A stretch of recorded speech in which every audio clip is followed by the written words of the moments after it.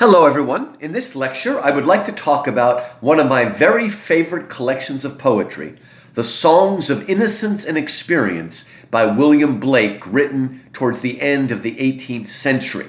Now, this collection of poems was actually inspired by some actual events in Europe, what we call the French Revolution. Now, you may know that the French Revolution began well in 1789 with the storming of the Bastille. Everything seemed wonderful. It seemed like people could just throw off their chains and be free. Everything seemed possible. But then 4 years later in 1793, beginning with the execution of Louis XVI and Marie Antoinette, things took a very dark and sinister turn. The revolution turned on itself and became quite evil and destructive, as has happened with most revolutions, except for our own American Revolution in the last 300 years. Now, when the French Revolution began, William Blake wrote the Songs of Innocence, full of hope, this wonderful pastoral world of innocence. We can go back to the garden, so to speak. But then when the terror began, he wrote a second set of poems called the Songs of Experience, in which the world has turned sour, and there is manipulation, there is hatred, there is no hope of returning to the garden. Then Blake put them together and called them the Songs of Innocence and Experience, and gave them a haunting subtitle showing the two contrary states of the human soul. Now, in his poems, when Blake speaks of innocence and experience, he doesn't speak of external realities. He doesn't speak so much of a world that is innocent or a world that is experienced, but he's talking about the state of a human soul, that my soul is in a state of innocence, and I project that innocence onto the external world, or my soul is in a state of experience, and I project that feeling, that inner perception, onto the world. Now, the best way to explain this is to look at a very short poem that appears in the Songs of Experience, but it really could have been appeared at the very beginning of the collection, because if we understand this poem, only 12 lines long, we'll understand very clearly what Blake means by innocence and experience. It's called The Clod and the Pebble, and the speakers are actually a clod of clay and a pebble. And this is the poem. Love seeketh not itself to please, nor for itself hath any care, but to another gives its ease, and builds a heaven in hell's despair. So spoke a little clod of clay, trodden with the cattle's feet, but a pebble of the brook warbled out these meters meet. Love seeketh only self to please, to bind another to its delight, joys in another's loss of ease, and builds a hell in heaven's despite. It's a strong poem, simple on the surface, as all the poems are in the Songs of Innocence and Experience. Are basically patterned on Mother Goose fairy, sort of nursery rhymes in the way they sound, but there's a great depth here. Now, on the external, it would seem like the clod of clay who's being crushed and can't even maintain its own integrity as shape. You would think that it was in a world of experience, whereas the pebble, who's hard, who cannot be hurt, who's in a cold, cool stream, always being washed clean, you would think that he's in the world of innocence. But we need to understand showing the two contrary states of the human soul. Though the external reality of the clod of clay is very negative and harsh, the clod of clay in its soul is in a world of innocence and projects that innocence and hope onto the world. Contrary-wise, the pebble has a good life, but inside it is filled with bitterness and anger and resentment, and it projects that onto the world. Now, the way we understand the nature of the state of soul of the clod of clay and the pebble is by the way they define love. For the clod of clay, although his external world, the physical reality in which he lives, is terrible and awful, in his soul he clings to the agape love, that self-giving love of Christ that moves out of itself towards others, that gives itself away. And because of its ability to look upon the world with eyes of self-giving love, agape, or what in Latin we call caritas, he is able to transform his world from a hell to a heaven. He's still in pain, but he is able, by the power of his soul, to transform. Sadly, that works in the opposite direction. The Pebble, who again on the outside has a very good life, for him love means manipulation, using, binding people, that horrible manipulative pity by which we make people do terrible things.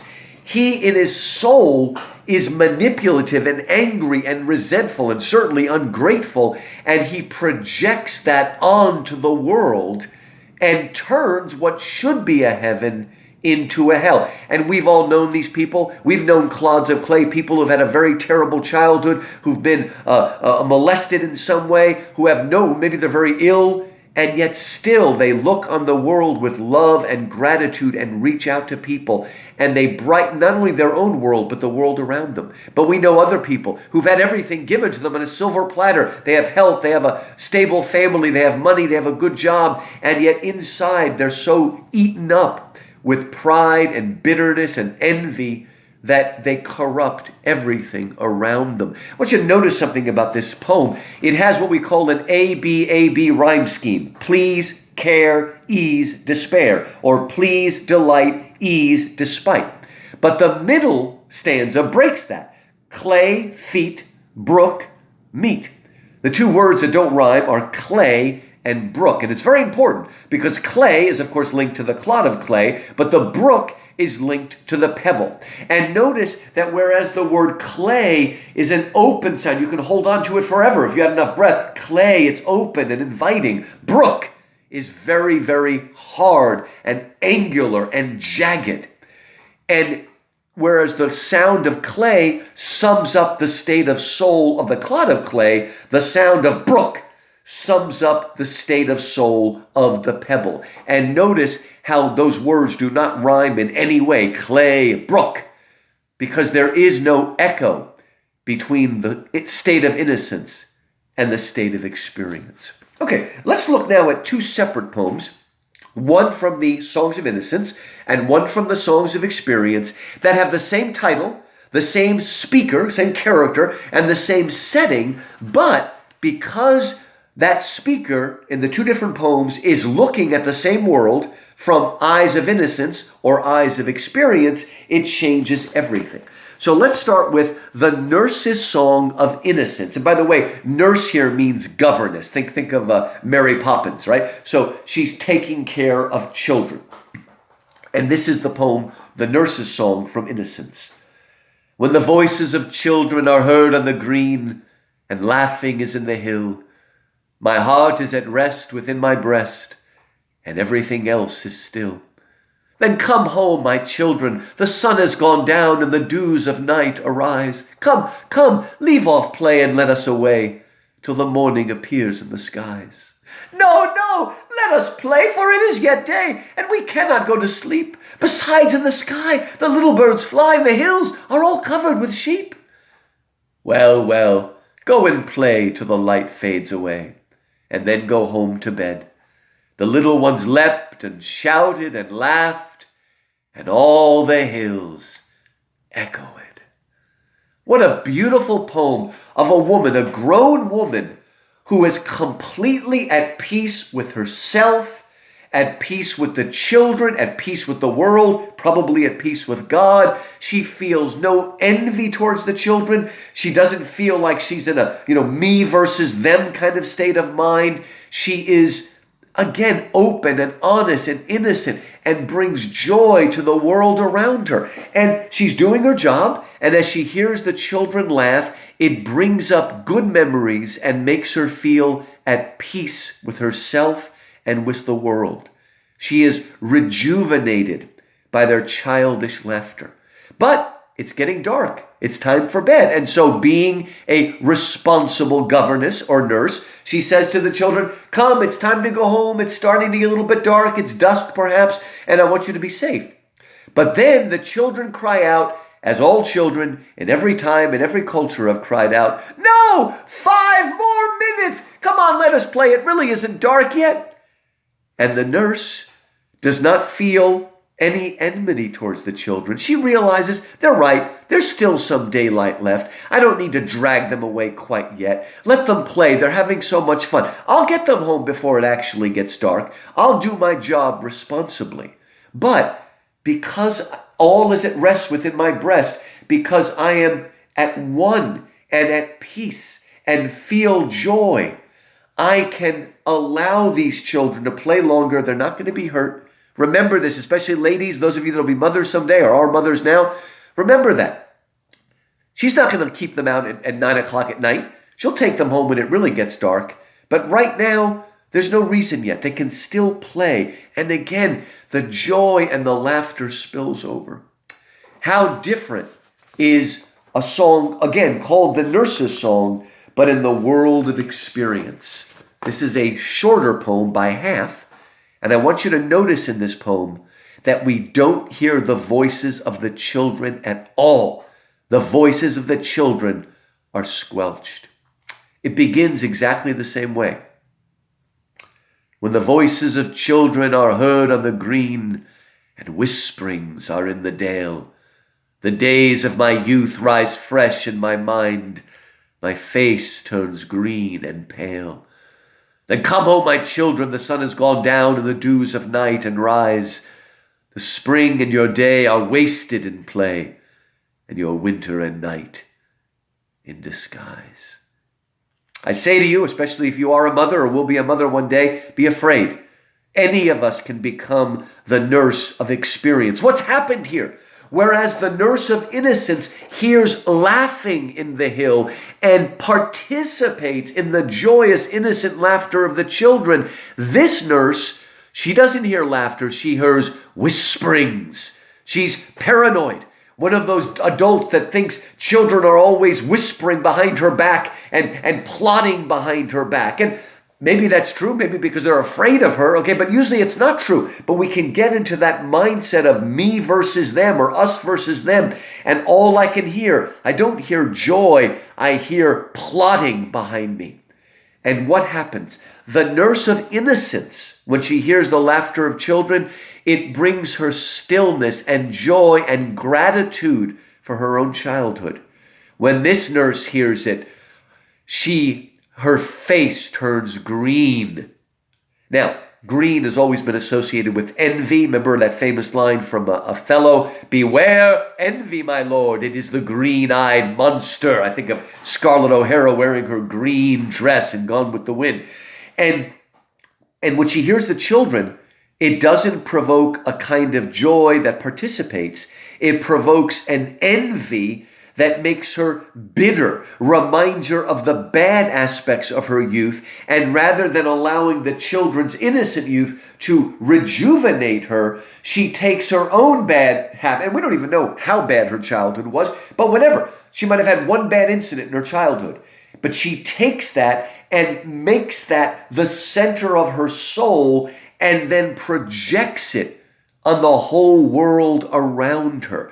Be careful. Green in nature is a wonderful natural color, but green in a human face is unnatural. Looks like someone's about to throw up or something like that. Beware. What does she say? Your spring and your day are wasted in play. Now, grow up as fast as you can. You might as well learn this is a horrible world, a manipulative world, and there is no innocence here. So rob them of their innocence, which is a terrible thing when you see people rob them. And of course, we know of horrible, sexual offenders that steal innocence. But sometimes a good mother or father can steal the innocence of the child by teaching them to be cynical too early, thinking they're teaching them to be safe, but they're really just teaching them to be cynical, projecting their own naysaying onto them. Be careful. It's a terrible thing to have your childhood innocence crushed. In fact, Jesus says, rather than cause one of these little ones to stumble, it would be better to tie a millstone around your neck and throw yourself into the sea. So beware. Your winter and night in disguise. That's important because from the point of view of the nurse of experience whose soul is in a state of experience, the world is all hypocrisy. In fact, the word hypocrisy in Greek means a mask, one who wears a mask. And so she sees everyone as a hypocrite, as a Pharisee. And again, all she sees is falseness, and that falseness is inside of her. And so she projects that falseness onto the children. And as I said earlier, the voice of the children is completely squelched in this poem, rather than, again, be rejuvenated and youthened by children. She wants to crush their youthful innocence away. Scary. When my kids are now in their 20s, when I was raising my kids, I don't think a week passed that I didn't think about these two poems and said to myself, don't be the nurse of experience.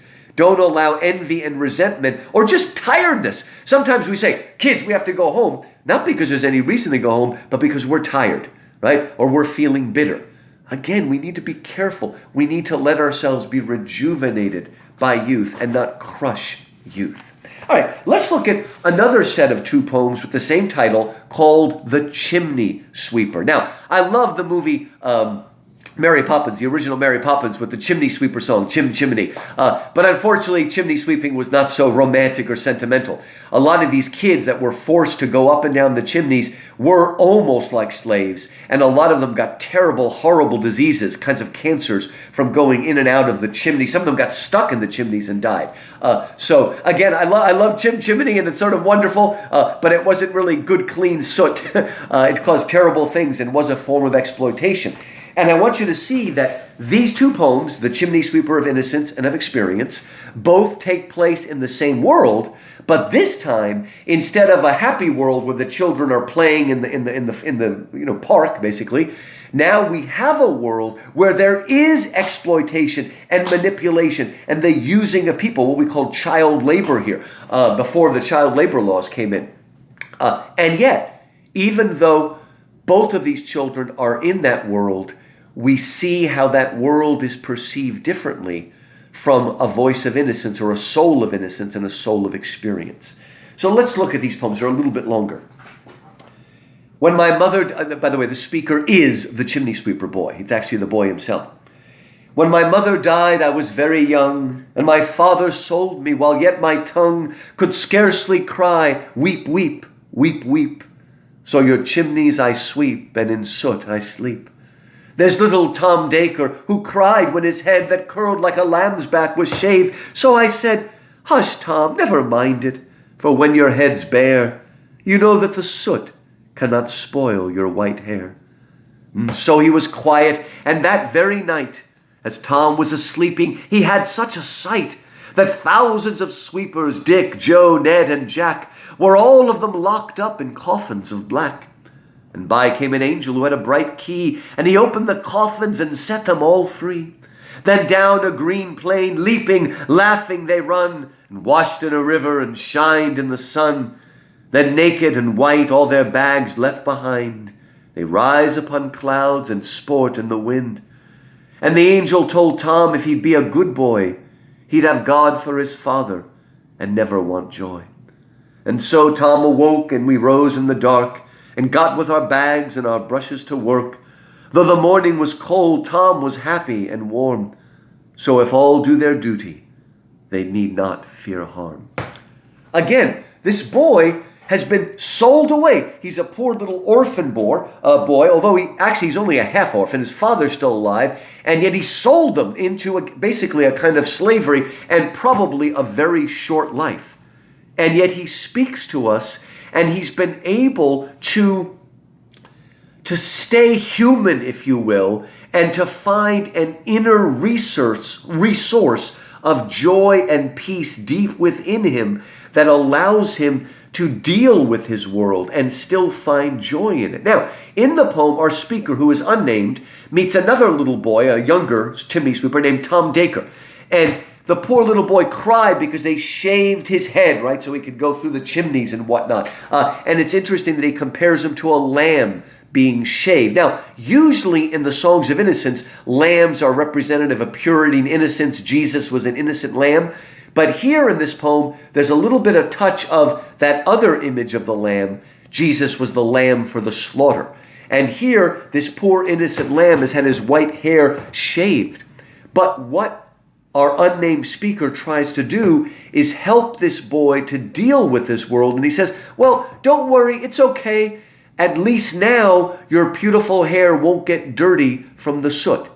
Some would call this the Pollyanna glad game, wonderful character in literature who always tries to find something good even in a bad situation. And this little girl is not a fool, not naive in the negative sense of the word. She's innocent. She sees the good, and in the novel, and there's been many movie versions of it, she is able to soften lots of these crusty old people who are so full of bitterness and resentment and show them there's joy in life. So again, a lot of cynical people today would look down on this and call this looking at the world through rose-colored glasses. Well, in a sense, the people in Innocence are looking at the world through rose-colored glasses, but they're innocent-colored glasses, and it allows us to deal with the world.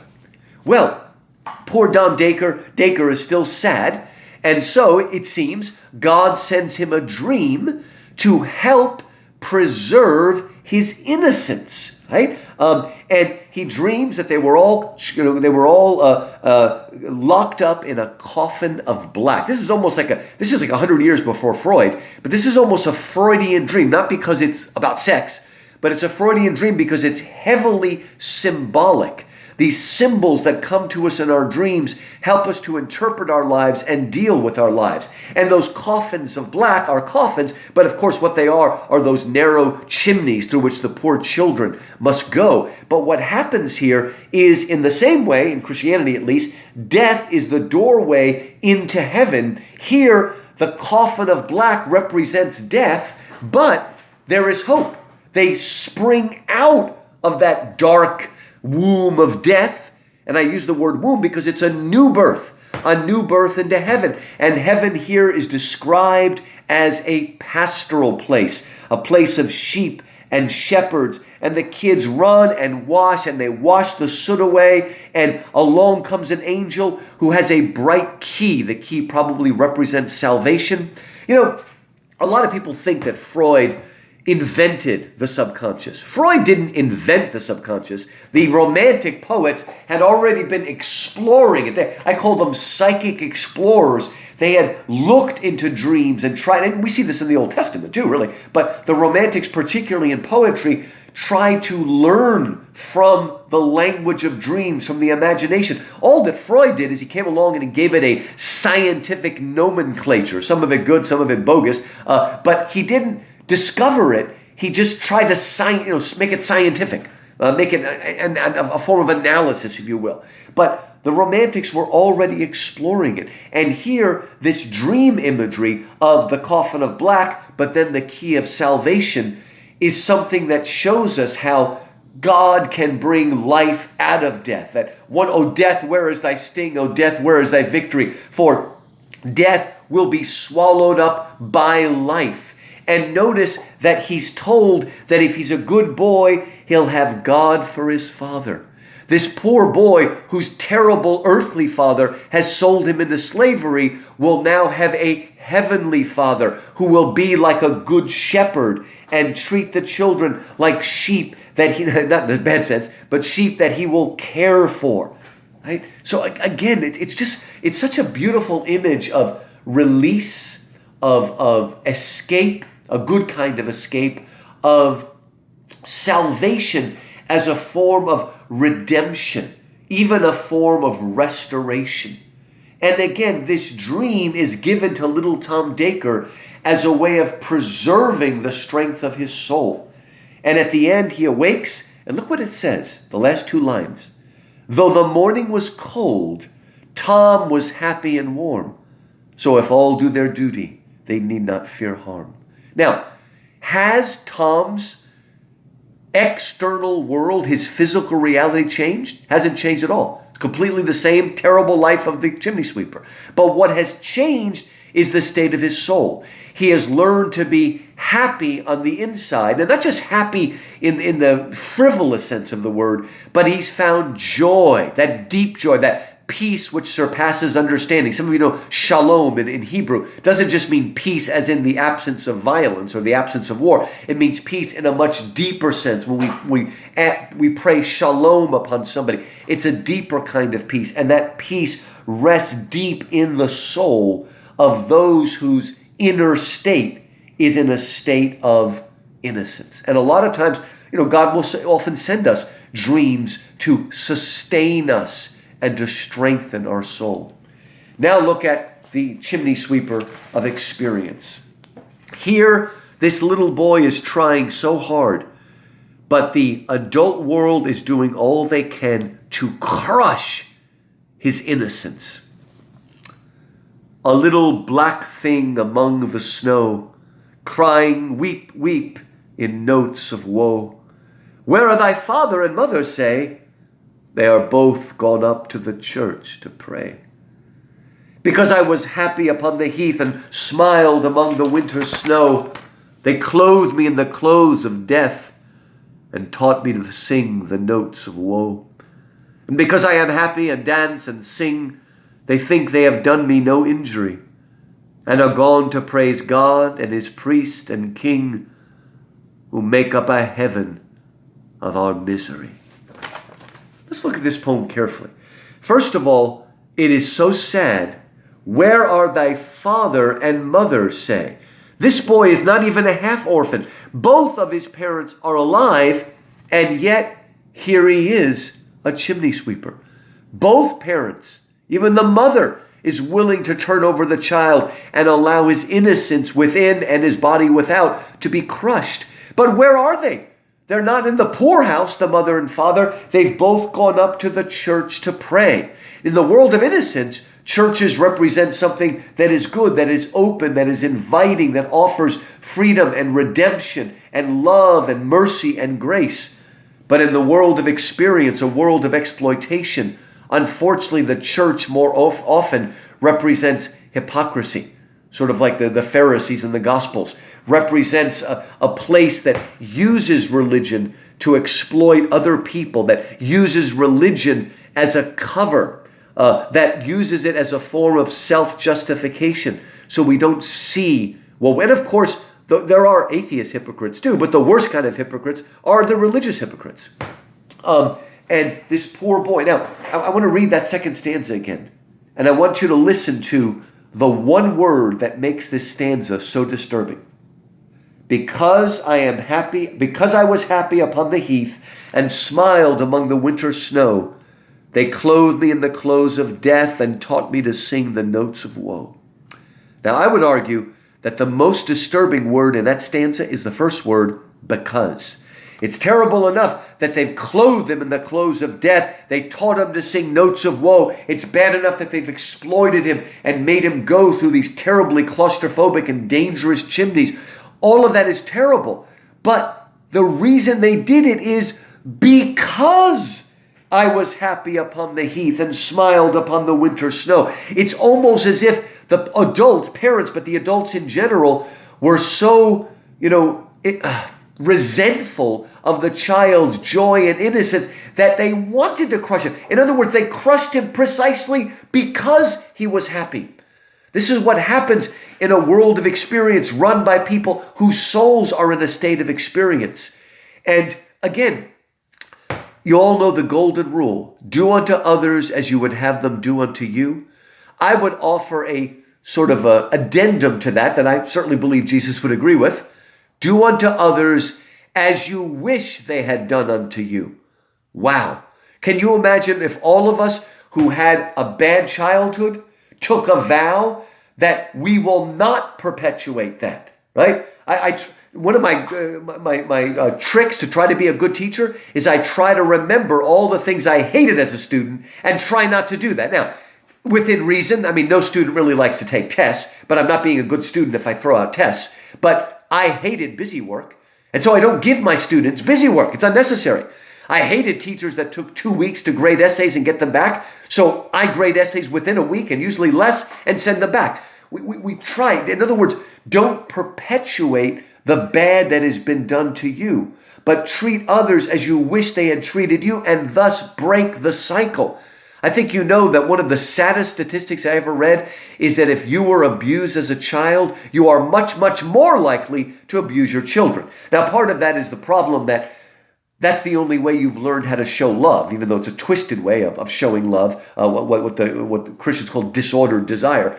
But here, we need to break the cycle, but they won't break it. It's for the very reason that he was happy that they crush him. And then look again at that last stanza. And because I am happy again, and dance and sing, they think they have done me no injury. Wow. Okay. This is terrible. This boy who is fighting to preserve his state of innocence deals with the horror of his life by singing.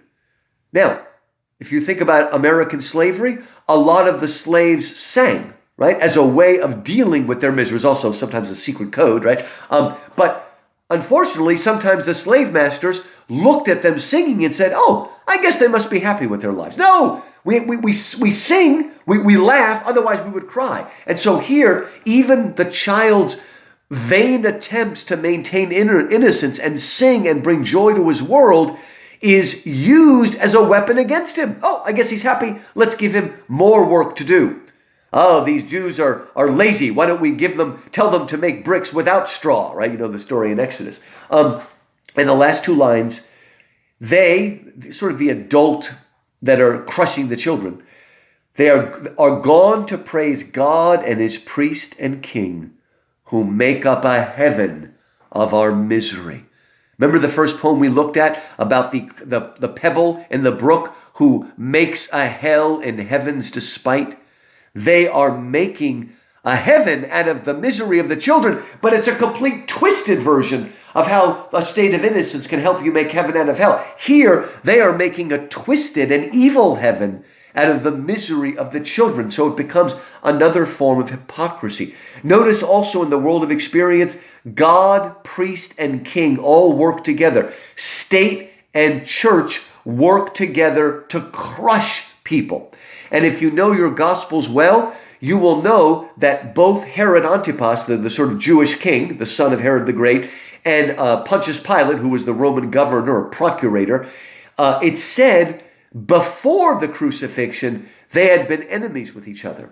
But when they conspired together against Jesus, also, of course, with Caiaphas and the rest of the Sanhedrin, they became friends after that. Oh, that's kind of a terrible line. I think it's in Luke, in the Gospels, of how the two are working in cahoots to crush this childhood innocence.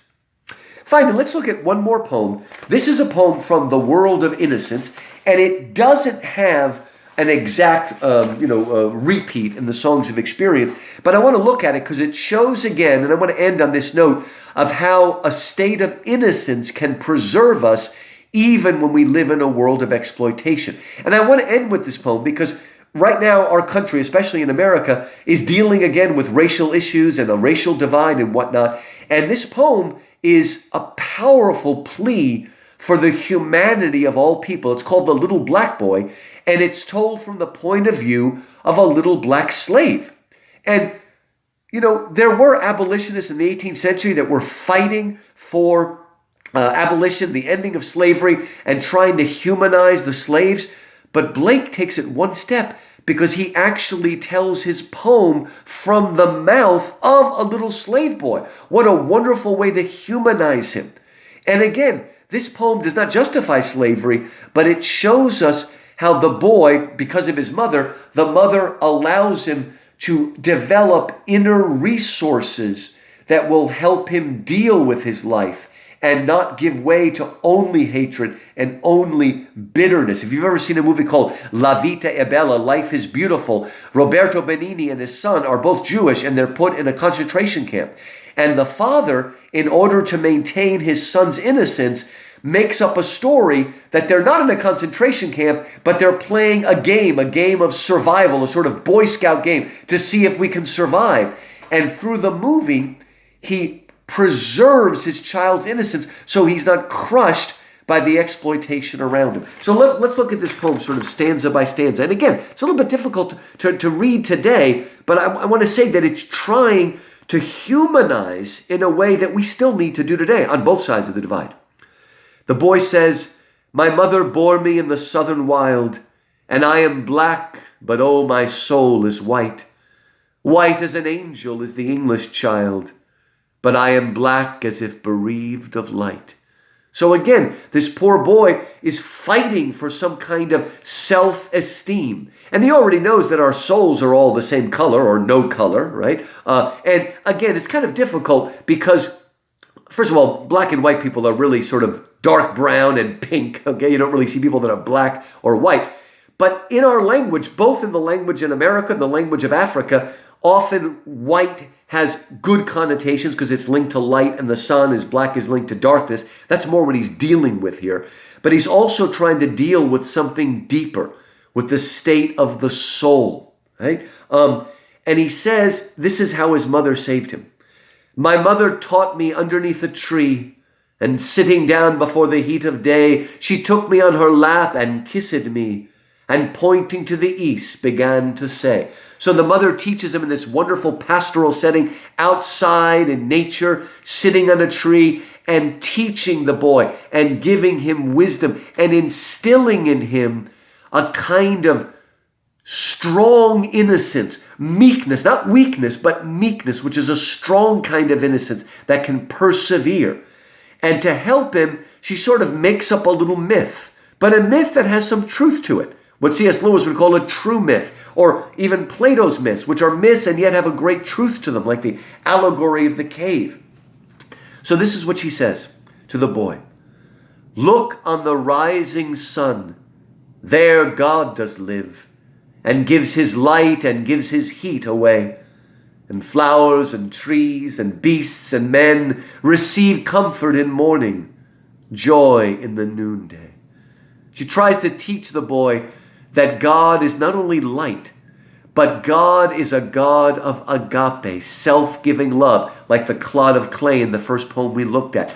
That God is a God who gives his life away freely, doesn't hoard it in the east, because the east is where the sun rises, doesn't hoard it, but gives it freely to all people, right? And not just men, but beasts as well, to nature, to the trees, to flowers, everything. He gives us what St. Paul says. He causes the rain to rain on the righteous and the unrighteous. God reached out even to the pagan people before the coming of Christ.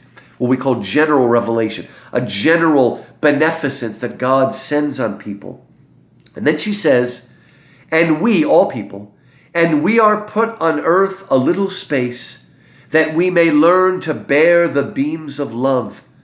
And these black bodies and this sunburnt face is but a cloud, and like a shady grove. For when our souls have learned the heat to bear, the cloud will vanish. We shall hear his voice saying, come out from the grove, my love and care, and round my golden tent, like lambs rejoice. Notice once again, heaven is depicted in a pastoral way, as in the chimney sweeper of innocence. God is the good shepherd. Jesus calls himself the good shepherd, bringing. But what is she getting at here? Okay, we're not ready to be in heaven. Why? Because the light of heaven is so pure and life-giving and joyous that we're not ready to be in its presence. It's too bright for us. We're not in our dark world. We're not ready for it. And so right now, God covers our soul with bodies as a kind of shade to protect our soul before it's ready to be in the pure light of God. Sinners in hell actually want to be in it. They don't want to be in heaven because they don't want to be in the light of God, because from their point of view, the light of God only exposes, it burns, it doesn't illuminate and warm. We're not ready to be in heaven. And that's why the Catholic Dante explains the souls in purgatory want to be there, because they want to purge away as much as they can. Not only their sins, but their desire for sin, their memory of sin, purge it away so that they can most fully receive and reflect the light of Christ. And this is very much a Dantean and even Platonic myth here that the little black boy's mother is spinning for us. So again, our body is a grove that shades us from the sun until we're ready to be in the sun. Maybe you can think of it as suntan lotion or something. And here's the wonderful thing. She's basically suggesting that the little boy's black skin provides better shade than white skin. What she's trying to do, I wish we would go back. When I was growing up in the 70s, there was a whole movement called Black is Beautiful. Thinking people would wear big afros and things like that. Think of it in a positive way. Think of his blackness as something that is giving him better cover, helping his soul to prepare better for being in heaven and being in the light and presence of God. And she also depicts death as a sort of natural casting away. In Purgatory, to Dante again, nobody tells them when they're ready to move on to heaven. Once they know that they've been purged of all their desire for lust or envy or pride or whatever it is, or wrath, they just themselves go on up. They know when they're ready to go forward and move on. There's not even a need for a test, so to speak, because they're ready. Their inner soul has been so aligned, has been so restored to innocence that they're ready to move upward. And then we go back to the voice of the little black boy. Thus did my mother say, and kissed me. And thus I say to little English boy, when I from black and he from white cloud free, and round the tent of God like lambs we joy, I'll shade him from the heat till he can bear to lean in joy upon our Father's knee. And then I'll stand and stroke his silver hair and be like him, and he will then love me. What I love is the unbelievable generosity of the little black boy. Even though this little white boy is, in a sense, part of the oppressor class, he feels such love and joy that he reaches out to him in this Christian agape, caritas love. And he says, I'll help you. When we are both freed, I'll shade you a little bit longer to protect you so you too can be in the light of the Father, so we can find a higher unity, a true segregation, not separation, but a true integration, not segregation, a true integration that will join us together. So that's why there's wonderful churches in Houston that call themselves multi-ethnic churches. They're not just black and white, they're everybody. Because they want to get ready for that chorus in heaven when people of every tongue and tribe and nation will worship God together, singing the Alleluia. So again, now you could argue that the boy still is dealing with a sort of low self-esteem. He says, and be like him, and then he will love me. But he's growing as well, growing with an understanding of himself, strengthening his soul so that he can show charity and agape even to those that hurt him in life. And so he's learning not weakness, but meekness. Again, I encourage you to read these poems more closely. They're powerful poems that have such truth to them. And they remind us of how we need to work on the state of our soul and renew that innocence.